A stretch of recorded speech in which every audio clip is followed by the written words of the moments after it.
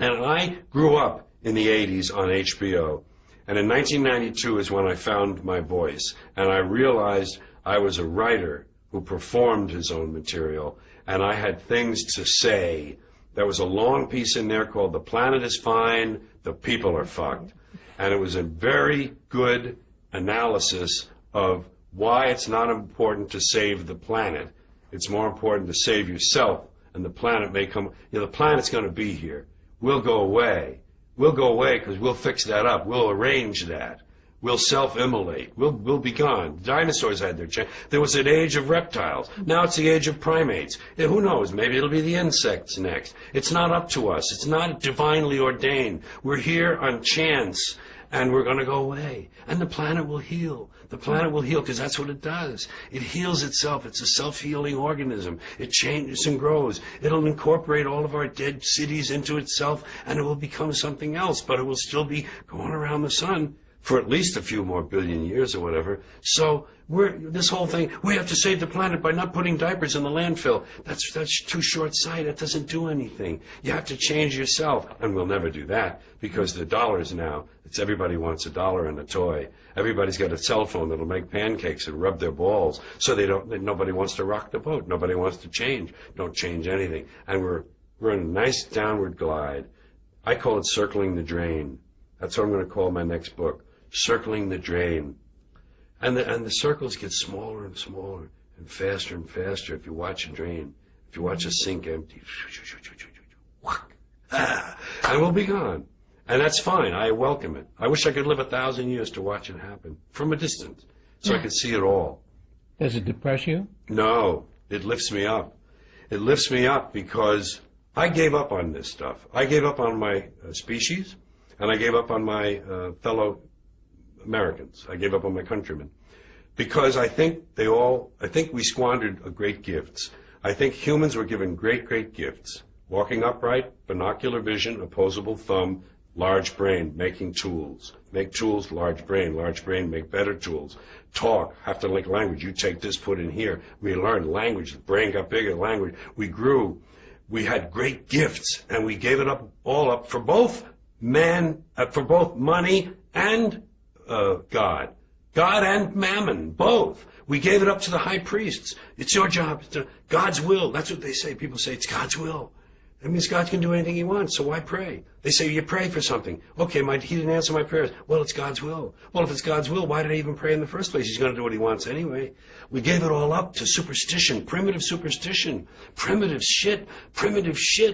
Invisible man in the sky looking down, keeping track of what we do, make sure we don't do the wrong thing. If we do, he puts us in hell and we burn forever. That kind of shit is very limiting. It's very limiting for this brain we have. So we keep ourselves limited, and then we want a toy and a gizmo and gold, and we want shiny things, and we want something to plug in that'll make big things for us. And all that shit is nothing.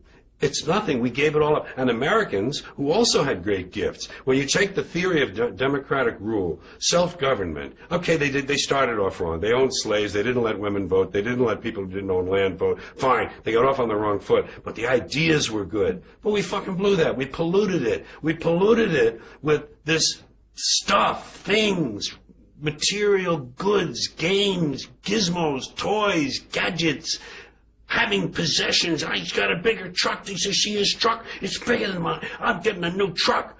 Here's a big truck. Oh, I'm getting that one. That's what you got a video in it? You DVD too? He don't have a DVD. I got a DVD, Oh, please.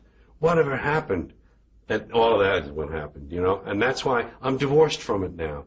I see it from a distance. I give myself a divorce. I said, George, emotionally you have no stake in this. You don't care one way or another. So watch it. Have fun. You know what? I say it this way. When you're born in this world, you're given a ticket to the freak show. And when you're born in America, you're given a front row seat. And some of us get to sit there with notebooks. And I'm a notebook. And oh my God, did you see that? Did you see what he just... And I watch the freak show, and I cut my notes, and I make up stuff about it, and I talk about the freaks. And the freaks are all humans, and they're like me, and they're all the same. We're all the same. I'm not better. I'm not different. I'm just apart now. I'm separate. I'm over here because I put myself out of the mix. I don't have a stake in the outcome. I'm not a cheerleader for a given outcome now. Oh, they say if you scratch a cynic, you'll find a disappointed idealist. And I would admit that somewhere underneath all of this, there's a little flicker of a flame of idealism that would love to see it all whoosh, change. But it can't happen that way. And incremental change, it just seems like the pile of shit is too deep. It seems like there's too much to do. To do it all, to do everything you would need to clean this act up of a human, too much. And there are forces that don't want that. You have big companies, big pharmaceuticals, big oil, big petrochemical, big insurance, big real estate, big agribusiness. All these people feeding each other. They don't give a shit about borders anymore. It's all international. It's multinational. There are no borders. This is obsolete. Someday, if we all lasted long enough, someday there'd be no borders. There'd be one language and one currency. That would happen. But we still, you know what Robert Anton Wilson said? Every border in Europe is an arbitrary line where two groups of bandits grew tired of fighting and decided to rest for a while. That's all we are about. We go over there. What do they got? Well, they got bigger stones on the other. Don't you see the guys who live down? How about the people on the cliff? They got trees. Let's go. Let's get to beat the shit out of them. They got women there. We always want what we don't have. And I'm happy with what comes my way and getting to write these things I write. Did you ever think about going into politics? No, never, because the compromise begins immediately. That system is so broken. First of all, the money raising.